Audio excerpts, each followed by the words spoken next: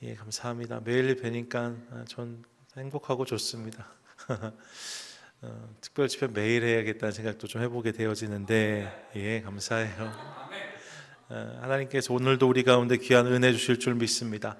그 기대를 가지고 함께 말씀으로 나아가시지요. 감사 주간, 감사 시편 함께 나누고 있습니다. 시편의 고백들 중에 감사를 고백하는 내용들 함께 살피면서 그 고백이 우리의 고백 되기를 원함으로 함께 말씀을 대하고 있는데요. 오늘 본문은 다윗의 시편입니다. 사실 시편하면 가장 먼저 떠오르는 사람이 다윗인데, 오늘 시편은 이번 감사 주간에 만나는 시 중에 저자가 다윗이라고 밝혀져 있는 유일한 시편이기도 합니다. 성경을 보시면 다윗은 본문에서 내가 만민 중에 감사한다고 고백하고 있습니다.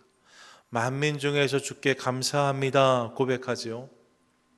예, 이스라엘 역사 속의 최고의 왕이자 많은 그리스도인들이 사랑하는 성경 인물인 다윗, 그렇기에 이러한 그의 감사는 너무나 당연한 것처럼 느껴질 수 있습니다. 다윗이니까 얼마든지 감사할 수 있겠지. 그의 삶에 받은 은혜도 많고 복도 많이 누렸으니 얼마든지 이런 고백을 할 수 있지 않을까 생각하실 수 있어요. 그런데 여러분, 오늘 본문의 배경을 보면 사실 오늘 시편의 상황은 그리 감사할 만한 것이 아니란 사실을 확인할 수 있습니다. 성경 표신분들 표제를 확인하실 수 있을 텐데 표제가 이렇게 기록되어져 있어요. 다윗의 믹담시, 인도자를 따라 알다스헷에 맞춘 노래, 다윗이 사울을 피하여 굴에 있던 때에, 이렇게 기록되어 있습니다. 세 가지로 이 시를 설명해요. 가장 먼저 믹담이라고 합니다. 믹담은 새기다라는 의미인데 마음에 새겨야 하는 중요한 시, 그래서 금언시, 황금시라고도 합니다. 다윗의 시 중에 6편이 믹담으로 기록되어져 있어서 특별히 이 시들을 주목하는 이들이 있지요. 그러면서 알다스헷에 맞춘 노래라고 되어져 있는데요. 알다스헷이란 말은 멸망시키지 마소서라는 의미예요. 망하게 하지 마소서라는 의미인 거죠. 그러니까 어려움 가운데 드리는 간절한 기도, 알다스헷에 맞춘 노래인 것을 알 수 있습니다. 그러면서 구체적인 배경이 소개되는데 그 배경이 무엇이라고 말합니까? 다윗이 사울을 피하여 굴에 있을 때라고 기록되어져 있습니다. 예, 여러분, 이것이 오늘 시편의 구체적인 배경이라는 거예요. 성경을 보면 어떤 사람이 다른 누군가를 괴롭혔던 일들이 왕왕 있었는데 말입니다. 그중 최고봉을 뽑으라면 사울이 아닐까 싶습니다. 야곱을 시기했던 에서도 언젠간 풀렸어요. 또 누군가를 싫어했던 사람들도 언젠가 다 그것이 녹고 사라지는 것들을 확인합니다. 그런데 사울은 그렇지가 못합니다. 평생을 다윗을 미워하며 사로잡으려고 했던 것이 사울이었습니다. 다른 사람들은 시간이 지나면 변하기도 하고 지치기도 하였는데 사울은 지치지도 않고 이 일에 매진하는 인생을 살았음을 우리가 알고 있습니다. 그런 그를 피하여 굴에 숨었을 때 다윗이 드린 고백, 이게 시편 57편이라는 거예요. 그러니까 벌써 상황이 좀 답답합니다. 이처럼 나를 미워하고 비방하는 사람이 있으면 어떻게 살까 싶습니다. 그러면 그렇잖아요. 제가 아는 목사님들 중에 유튜브 하시는 분들 계신데 유튜브에 누가 이렇게 비방 댓글 하나만 달아놓아도 마음이 되게 안 좋다고 하시더라고요. 며칠 동안 그게 계속 이렇게 마음에 걸림이 되는 거죠. 근데 여러분, 그 정도가 아니라 한 사람이 나를 잡겠다고 평생을 바쳐서 쫓아다니고 있다면, 미워하고 있다면 얼마나 힘들었겠습니까? 사울이 다윗에게 그런 존재였다는 거지요. 호시탐탐 그를 잡으려고 합니다. 그의 위협이 단순히 위협이 아니라 정말로 살기가 등등했습니다. 그래서 성경을 보면 다윗을 숨겨줬다는 이유로 성읍 노베 제사장들이 다 도륙당하기도 하였습니다. 같은 이유로 아들인 요나단을 상하게 하려 들기도 하였답니다. 잠깐 돌이키는 것처럼 보이는 순간도 있었지만 사울은 끊임없이 다윗을 잡으려고 하는 사람이었어요. 그리고 이런 사울을 도와 다윗을 추적하는 사람들이 사방에 있었습니다. 사울이 한 나라의 왕이었잖아요. 그러니까 그의 눈치를 보거나 혹은 도움을 받으려 한 사람들이 있었다는 거죠. 도망치는 다윗을 고발했던 도액도 그런 사람이었고, 자신을 도와주었던 다윗을 넘기려고 했던 그일라 사람들도 그런 사람들이라고 할 수 있습니다. 물론 다윗과 함께한 사람들이 있었지요. 하지만 그와는 비교할 수 없는 사람들이 사울의 편에 서서 다윗을 해하려고 했다는 것입니다. 그러니까 다윗이 얼마나 힘들었겠어요. 우리는 다윗 하면 골리앗을 쓰러뜨리고 언약궤 앞에서 춤을 추는 다윗의 모습을 기억하지만, 사실 여러분, 그의 삶에는 영광의 순간보다 곤고하고 피곤하고 힘들고 어려운 순간이 훨씬 많았던 것을 기억합니다. 여러분, 그게 인생인 거죠. 다윗의 삶도 예외가 아니었대요. 오늘 본문에서도 그런 분위기가 곳곳에서 느껴집니다. 3절 보세요. 3절 이렇게 말씀하는데 함께 읽습니다.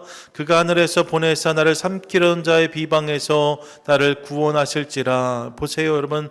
나를 삼키려는 자의 비방이 있다라고 말하고 있습니다.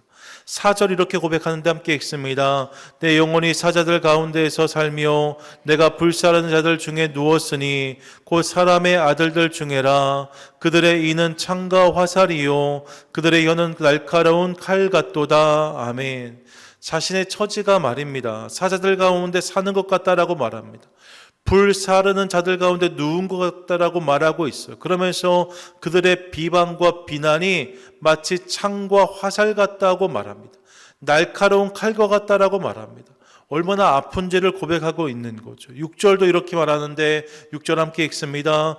그들이 내 걸음을 막으려고 그물을 준비하였으니 내 영혼이 억울하도다. 예, 여러분, 지금 그들이 자신의 걸음을 막으려고 그물을 준비했다라고 말합니다. 호시탐탐 넘어뜨리려고 한다는 거예요. 너무나 억울하다라고 말하고 있는 다윗의 고백을 듣습니다. 도처에 위험 요소가 산적해 있다는 거예요. 지금까지 살핀 것을 보면 도저히 감사하기 힘든 상황입니다. 감사보다는 슬픔과 두려움, 억울함과 분노가 더 당연한 상황을 지금 다윗이 나눈 것 같습니다. 그런데 다윗이 이런 상황 속에서 무엇을 고백하는가? 9절에 이렇게 고백하는 거예요. 9절 함께 읽습니다. 주여, 내가 만민 중에서 주께 감사하오며 문 나라 중에서 주를 찬송하리이다. 아멘. 할렐루야. 아멘. 그럼 다윗이 지금 무엇을 고백합니까? 내가 감사하겠다라고 고백하고 있습니다. 여러분, 겨 들어가는 소심한 감사가 아닙니다. 모든 사람 앞에서 내가 감사하며 모든 나라 앞에서 내가 찬양한다라고 외치고 있습니다. 지금 다윗의 자리가 굴이잖아요. 도망하여서 굴에 숨은 상황입니다. 그런데 여러분, 그 동굴 속에서 말입니다. 다윗의 삶에 이런 감사가 터져 나왔다라고 본문이 말씀하고 있는 거죠. 지금 동굴에 숨었던 생활이 마무리되고 궁전으로 들어갈 때가 아니에요. 동굴에 숨어 있는데 말입니다. 캄캄한 곳에 갇혀 있는데 말입니다. 사방이 여전히 답답한데 그곳에서 그의 삶 가운데 이런 감사가 터져 나왔다. 성경이 말씀하고 있는 거죠. 저는 이게 참 놀랍습니다. 어떻게 이럴 수 있었을까? 여러분, 우리 중에도 지금 이런 굴에 숨은 것처럼 느껴지는 상황들을 경험하는 분들이 계실 수 있잖아요. 힘들고 어려운 일이 겹겹입니다. 엉클어진 실타래처럼 상황이 꼬여 있는데 어디서 풀어야 될지, 어디서부터 시작해야 될지를 알 수가 없습니다. 열심히 해보려고 하는데 어둠이 거치지 않습니다. 애를 쓰는데 문제가 풀리지 않습니다. 어떻게 손을 대야 될지 도저히 알 수 없습니다. 그런 캄캄한 동굴 가운데 서 있는 인생이 우리 가운데 얼마든지 있을 수 있어요. 그때 우리가 어떻게 감사할 수 있을까? 오늘 본문을 통해서 우리가 확인한 감사의 비결이 있습니다. 그것은 사람이나 환경이 아니라 하나님을 주목하는 것을 말씀해요. 그래야 감사할 수 있다라고 말씀하고 있는 거죠. 사람과 환경이 아니라 하나님을 주목할 때 감사가 열린다는 사실을 깨닫습니다.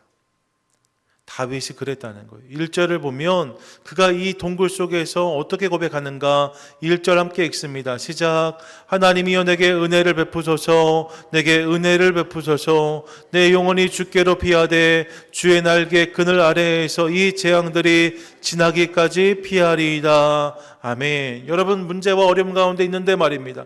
그가 지금 누구를 찾습니까? 하나님을 찾고 있습니다. 하나님, 내게 은혜를 주십시오. 내게 은혜를 주십시오. 내가 주님께 오늘 피합니다라고 고백하고 있습니다. 2절에서도 하나님께 부르짖어요. 2절 함께 읽습니다. 시작.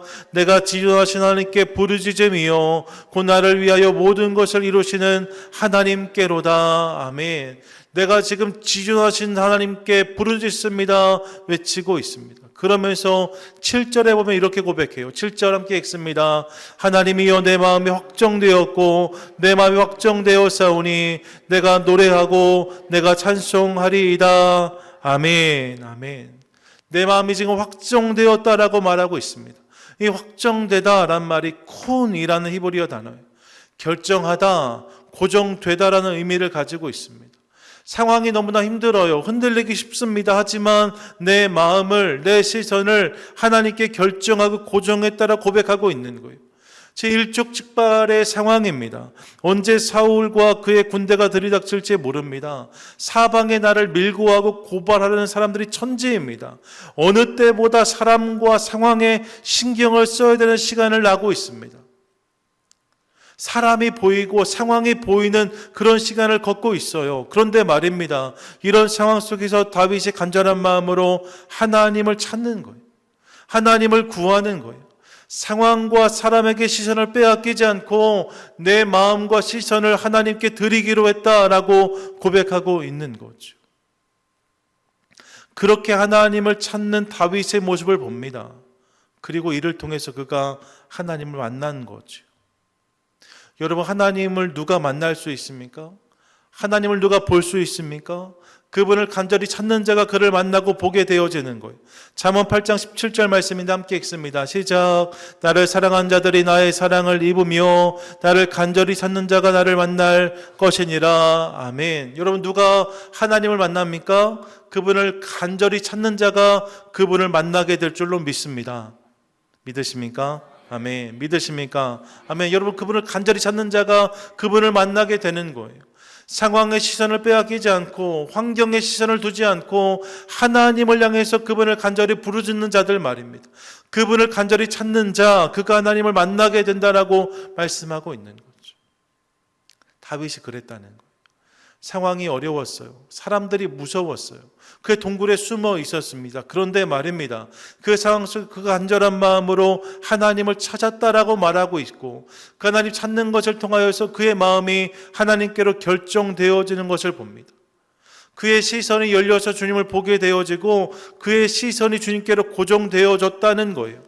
그랬더니 어떤 은혜를 경험하게 되는가?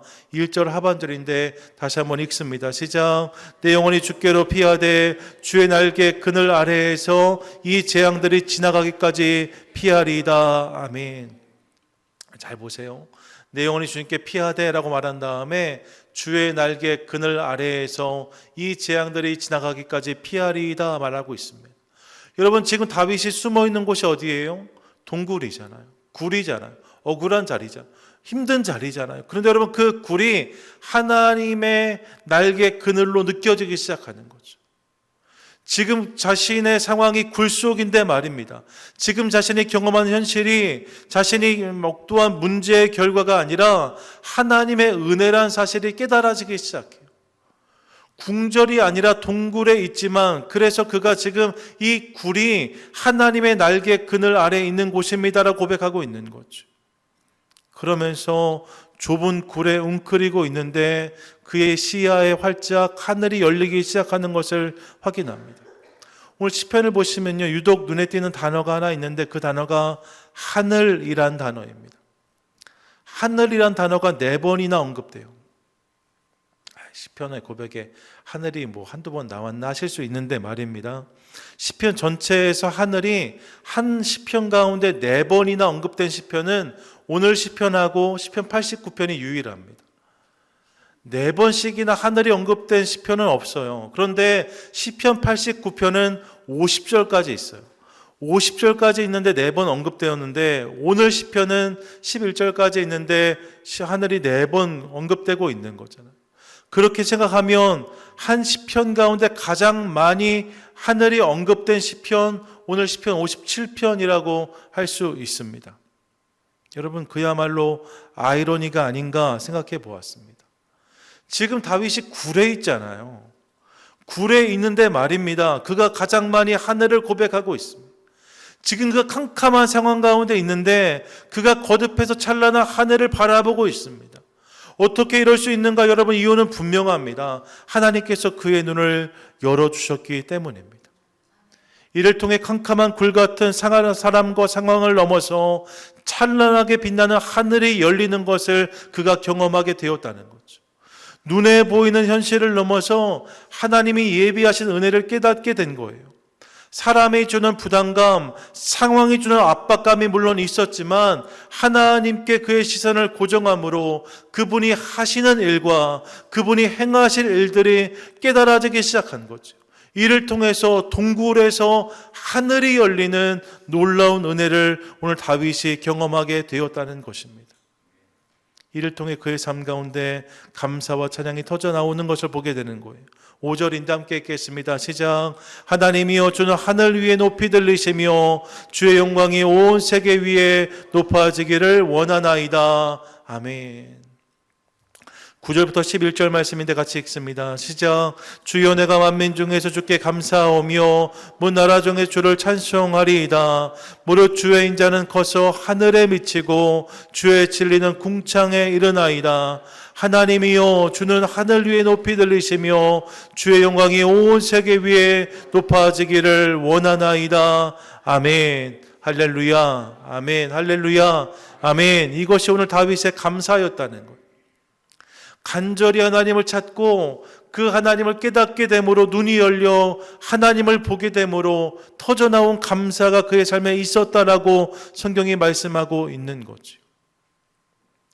저는 이것이 오늘 저와 여러분 우리 모두의 감사가 될 수 있기를 간절히 소망합니다. 어제 믿음이 감사의 조건이라고 말씀을 드렸어요. 믿으면 감사할 수 있습니다 말씀드렸잖아요. 이 하나님이 믿어지는 자리에 감사의 고백이 담깁니다. 그리고 오늘 시편 또 하나의 감사 조건을 우리 가운데 제시해요. 그것이 무엇인가? 보이면 감사할 수 있다는 거예요. 같이 한번 고백하겠습니다. 시작. 보이면 감사할 수 있습니다. 믿으십니까? 아멘. 무엇이 보이는 거예요? 하나님이 말입니다. 그분이 하신 일들이 보이면 감사할 수 있습니다. 간절한 마음으로 하나님을 찾고 이로 인해서 하늘이 열리고 하나님 그분이 내 눈에 들어오기 시작하면, 나의 시선이 그분께로 고정되기 시작하면 그곳에서 감사할 수 있다라고 성경이 말씀하고 있는 거죠. 예, 여러분, 하나님이 보임으로 감사하는 인생을 살아가는 저와 여러분 우리 모두가 되시기를 축복합니다. 아멘. 사도행전 7장 스데반의 이야기를 기억합니다. 여러분, 그가 하나님 말씀과 복음을 전했는데 그때 이 말씀에 마음에 찔린 사람들이 이를 갈며 달려들었습니다. 돌로 그를 치기 시작합니다. 여러분, 너무 어려운 상황이에요. 그런데 성경을 보니까 바로 그 순간 스데반에게 하늘이 열리는 것을 확인합니다. 사도행전 7장 55절 56절 함께 읽습니다. 시작. 스데반이 성령 충만하여 하늘을 우러러 주목하여 하나님의 영광과 및 예수께서 하나님 우편에 서신 것을 보고 말하되, 보라, 하늘이 열리고 인자가 하나님 우편에 서신 것을 보노라 한대. 아멘. 여러분, 그날 스데반의 상황과 환경은 말입니다, 자신에게 속내는 사람들로 가득했습니다. 날아오는 돌들이 수두룩했다 합니다. 그런데 여러분, 스데반이 그 사람들과 돌을 주목하지 않았다는 거예요. 눈을 들어서 하늘을 보고 하늘이 열리고 그곳에 계신 하나님이 보이기 시작하니까, 그분이 내 눈에 들어오기 시작하니까 돌이 날아오는 상황 속에서도 그는 원망과 저주가 아니라 믿음과 용서를 고백하고 있는 것을 확인합니다.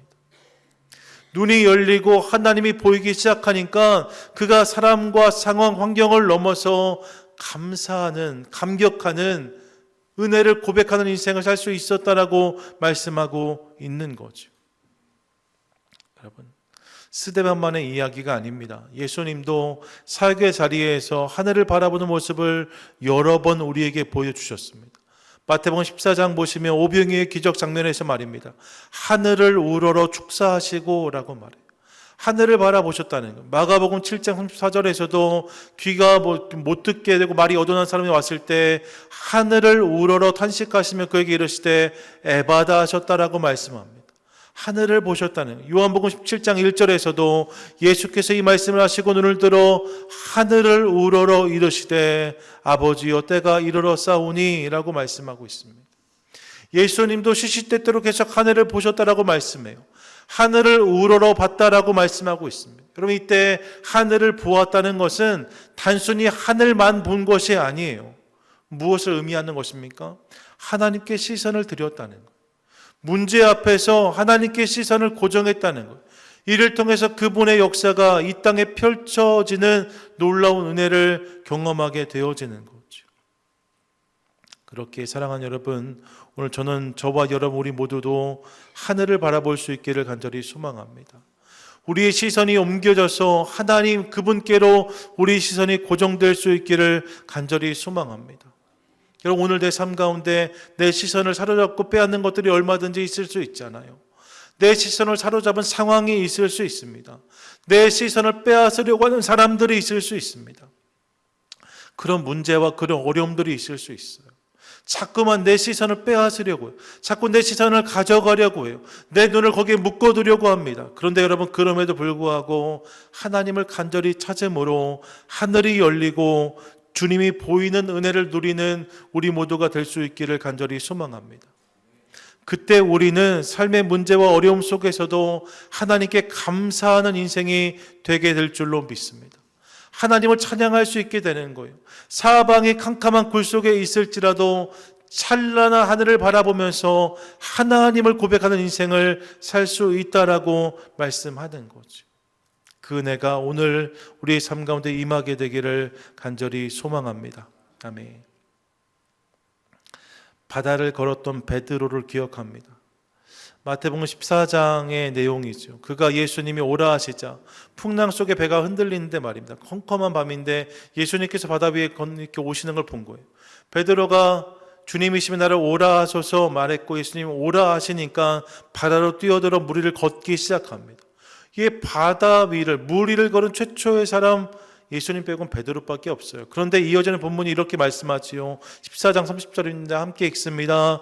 바람을 보고 무서워 빠져가는지라 소리질러 이르되 주여 나를 구원하소서 하니 아멘. 그가 물 위를 걷고 있었는데 말입니다. 순간적으로 물에 빠지게 되었답니다. 언제 물에 빠지게 되었어요?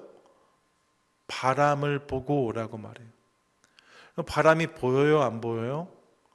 실은 안 보이죠. 그러니까 바람을 보고라는 말은 파도를 보고 혹은 바람 때문에 일렁이는 물결을 보고 이 정도로 이해할 수 있을 것입니다. 상황을 보았다는 거, 환경을 보았다는 거예요. 주님께로 고정되었던 시선이 흐트러지고 내가 지금 내 발밑에서 출렁거리는 물결이 보이기 시작하니까, 바람이 보이기 시작하니까 그가 물에 빠져들게 되었다라고 성경은 말씀하고 있습니다. 무엇을 보느냐가 중요한데 그날 베드로가 바람을 보았더니 물에 빠지게 되었다 말씀하는 거죠. 반대로 상상해 보면 그날 그가 바람이 아니라 계속해서 주님을 보았다면 말입니다. 다른 이야기가 펼쳐졌을 거예요. 어쩌면 오늘까지 베드로가 물 위를 걷고 있을지 모릅니다. 무엇을 보느냐가 중요해요. 무엇을 보느냐가 우리의 삶의 모습을 결정하고 무엇을 보느냐가 감사하는 삶과 감사하지 못하는 삶을 결정한다는 사실을 깨닫습니다. 여러분, 그러면 무엇을 보시겠습니까? 상황, 사람, 환경, 그것을 보는 것이 아니라 주님을 바라보는 저와 여러분 우리 모두가 될 수 있기를 간절히 소망합니다. 주님이 보여야 감사할 수 있어요. 주님이 보여야 여러분 감사할 수 있어요. 눈을 씻고 그 문제 안에서 감사할 제목을 찾는 게 아니고요. 눈을 씻고 그 상황 속에서 감사할 이유를 찾는 게 아니고요.